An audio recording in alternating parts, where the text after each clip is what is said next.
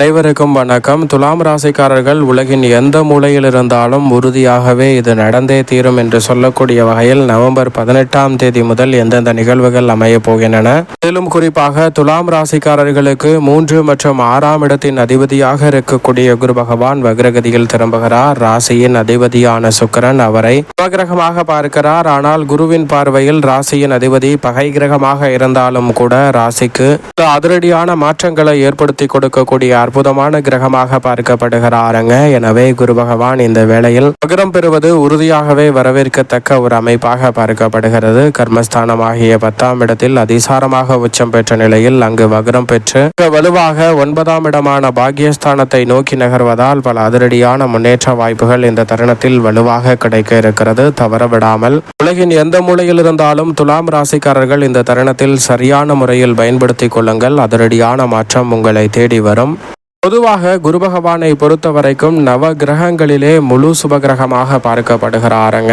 எந்த ஒரு கிரகம் அவருடன் சேர்ந்தாலும் பூவுடன் சேர்ந்த நாரும் மணக்கும் என்று சொல்வது போல் குரு பகவானுடன் இணையக்கூடிய கிரகத்தின் அமைப்பு மிக வலுவிழந்த அமைப்பாக இருந்தாலும் அது வலுப்பெறக்கூடிய ஒரு சந்தர்ப்பமாக பார்க்கப்படுகிறது. இது மட்டுமல்லாது குரு பகவான் தனது பார்வையில் சுக்கிரன் புதன் போன்ற கிரகநிலைகளை பகை கிரகமாக பார்த்தாலும் புதன் சுக்கிரன் உட்பட அனைத்து கிரகமும் சமகிரகமாக அல்லது நட்பு கிரகமாகவோ மட்டும்தான் குருவை பார்க்கின்றன. நவ கிரகங்களிலே பகை கிரகம் இல்லாத ஒரே கிரகம் என்று சொன்னால் அது முழு சுப கிரகம் என்று அழைக்கக்கூடிய குரு பகவான். எனவேதான் வானியல் அரசன் நவ கிரகங்களின் தலைவன் என்று அழைக்கப்படுகிறார். அப்படிப்பட்ட குரு பகவானின் ஆட்சி வீடாக தனுசு ராசியும் மீன ராசியும் பார்க்கப்படுகிறது. அவரது உச்ச வீடாக பார்க்கப்படுவது கடகராசி, நீச்ச வீடாக மகர ராசி பார்க்கப்படுகிறது. இந்த தருணத்தில் அவர் அதீத பலம் பொருந்திய அமைப்பில் கடகராசியில் அவரது உச்ச வீட்டில் வலம் பெறுகிறாருங்க.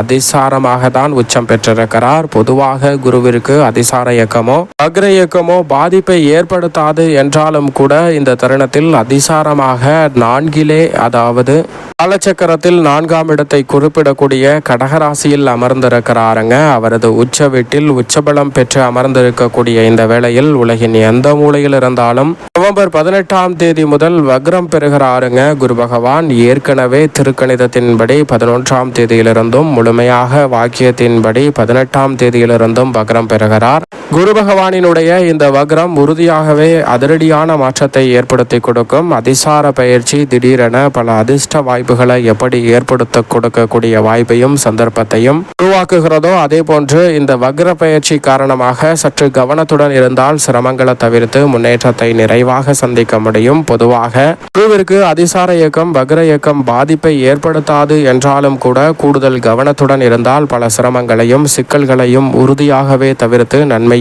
முன்னேற்றமும் விரைவாக சந்திக்கக்கூடிய வகையில் அடுத்தடுத்து பல நல்ல வாய்ப்புகளும் சந்தர்ப்பங்களும் உறுதியாகவே உங்களை தேடி வரும் என்பதுதான் யதார்த்தமான உண்மை. எனவே இந்த வேளையில் கவனத்துடன் இருந்தால் அதீதமான மாற்றத்தை இந்த தருணத்தில் குரு பகவான் ஏற்படுத்தி கொடுப்பார். குரு பகவான் வக்ரகதியில் வலம் வந்தாலும் கூட அவருடைய சஞ்சார அமைப்பில் சில தடுமாற்றங்கள் ஏற்பட்டாலும் கூட குரு பார்க்கின் கோடி நன்மை என்று சொல்லக்கூடிய வகையில் அவருடைய பார்வையின் பலம் அதீத சக்தி வாய்ந்ததாக பார்க்கப்படுகிறது. குரு பகவான் நேர்கதியில் வலம் வந்தாலும் சரி வக்ரம் பெற்றாலும் குரு இஸ் ஆல்வேஸ் குரு என்று சொல்லக்கூடிய வகையில் எப்போதும் குரு குருவாக தான் இருப்பார் என்று சொல்லக்கூடிய வகையில் இந்த வேளையில் அவர் வக்ரம் பெற்றாலும் கூட அவரது சுப பார்வை மிகவும் வலுவாக இந்த தருணத்தில் விருச்சக ராசி, மகர ராசி மற்றும் மீன ராசி ஆகிய ராசிகளில் விழுகிறது.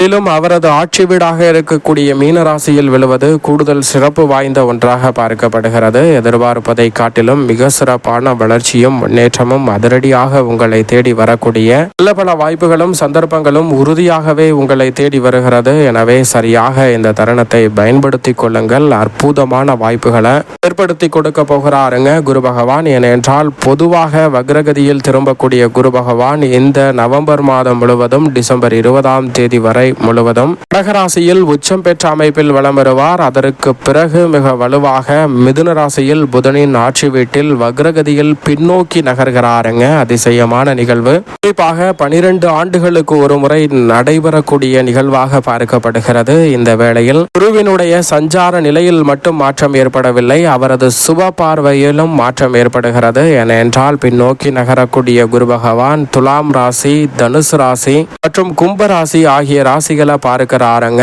இந்த தருணத்திலும் தனது ஆட்சி வீடாக வீடாக இருக்கக்கூடிய தனுசு ராசியை பார்க்கிறார். எனவேதான் குரு பகவானினுடைய வக்ர காலகட்டம் என்பது சிறப்பான மாற்றங்களை ஏற்படுத்தி கொடுக்கிறது. உலகின் எந்த மூலையில் இருந்தாலும் நல்ல பல வாய்ப்புகள் கிடைக்கிறதோ இல்லையோ சிரமங்கள் உறுதியாகவே கட்டுக்குள் வரும். இது நிச்சயமாக நடந்தே தீரும் என்று சொல்லக்கூடிய வகையில் குரு பகவானினுடைய வக்ர இயக்கமானது அமைகிறது. எனவே சரியாக இந்த தருணத்தில் நிதானத்துடன் பயன்படுத்தி கொண்டால் மிக அற்புதமான வாய்ப்புகளும் சந்தர்ப்பங்களும் உறுதியாகவே உங்களை தேடி வருவதற்கான சந்தர்ப்பம் வலுவாக கிடைக்கிறது. குரு பகவானின் பார்வை பல இடங்களை வலுப்படுத்துவதால் பல அதிரடியான வாய்ப்புகளும் நன்மை நிறைந்த சந்தர்ப்பங்களும் இந்த தருணத்தில் நிச்சயமாக தேடி வரும். தவறவிடாமல் பயன்படுத்திக் கொள்ளுங்கள். ஏனென்றால் மற்ற கிரகநிலைகள் தோஷத்தை உருவாக்குவதால் வக்ரம் பெறக்கூடிய தருணத்தில் சிரமங்கள் ஏற்படும். ஆனால் குரு பகவான் தோஷமற்றவர். எனவே அவர் வக்ரம் பெற்றாலும் நல்ல வாய்ப்புகளை உறுதியாக சந்திக்க முடியும். சரியாக பயன்படுத்திக் கொள்ளுங்கள்.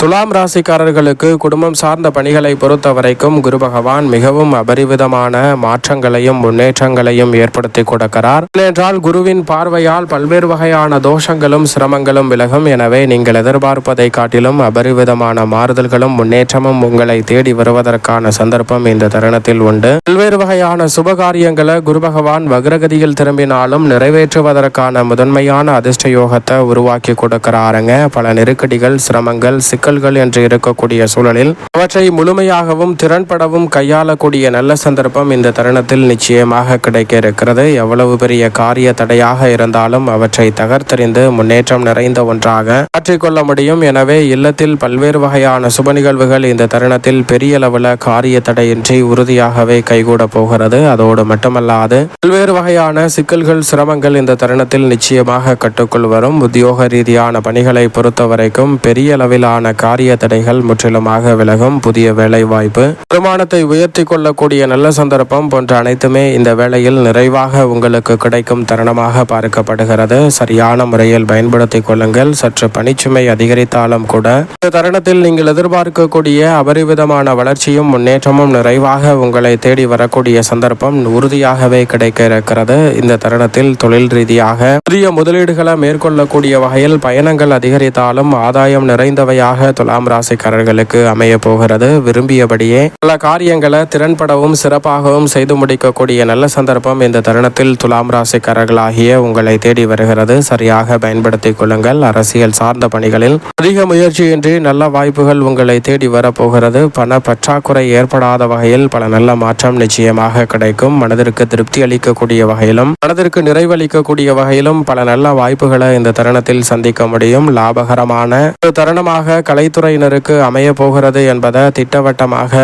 துலாம் ராசிக்காரர்களுக்கு குரு பகவான் உறுதிப்படுத்தி கொடுக்கிறாருங்க. சரியாக பயன்படுத்திக் கொள்ளுங்கள். அரசியல் சார்ந்த பணிகளில் இருக்கக்கூடிய பெருவாரியான நெருக்கடிகள் சிரமங்கள் சிக்கல்கள் இந்த தருணத்தில் நிச்சயமாக விலகும். அரசியலில் பல முன்னேற்ற வாய்ப்புகளை அதிரடியாக சந்திக்கக்கூடிய வகையில் இந்த தருணத்தில் அடுத்த காரியம் அனைத்திலும் உறுதியாகவே வெற்றி கிட்டும். மாணவ மாணவியரின் கல்வியில் நல்ல முன்னேற்றம் இந்த தருணத்தில் உண்டு. விவசாயம் சார்ந்த பணிகளில் எதிர்பார்க்கக்கூடிய விளைச்சலும் வருமானமும் அதிகரிக்கும் தருணமாக பார்க்கப்படுகிறது. பெண்மணிகள் நினைத்ததை நினைத்தவாறே செய்து முடிக்கும் அற்புதமான வாய்ப்புகள் கிடைக்கிறது. மாணவர்களுக்கும் கல்வியில் மிக சிறப்பான வளர்ச்சியையும் முன்னேற்றத்தையும் சந்திக்கும் அற்புதமான வேலையாக இந்த தருணத்தை குரு பகவான் மாற்றி கொடுக்கிறார். எனவே சரியாக துலாம் ராசிக்காரர்கள் பயன்படுத்திக் கொள்ளுங்கள். மேலும் இந்த தருணத்தை சாதகமாக மாற்றிக்கொள்ள உறுதியாகவே துலாம் ராசிக்காரர்கள் குருவின் தினமாக கருதக்கூடிய வியாழக்கிழமை விரதம் இருந்து அருகாமையில் உள்ள சாய்பாபா சன்னதி சென்று தீபம் ஏற்றி வழிபாடு செய்யுங்கள். மிக சிறப்பான வளர்ச்சியும் முன்னேற்றமும் தங்களுடைய வாழ்வில் அபரிவிதமாக கிடைப்பதற்கான முதன்மையான அதிர்ஷ்ட யோக வாய்ப்புகள் உறுதியாகவே உங்களை தேடி வரும் துலாம் ராசிக்காரர்களுக்கு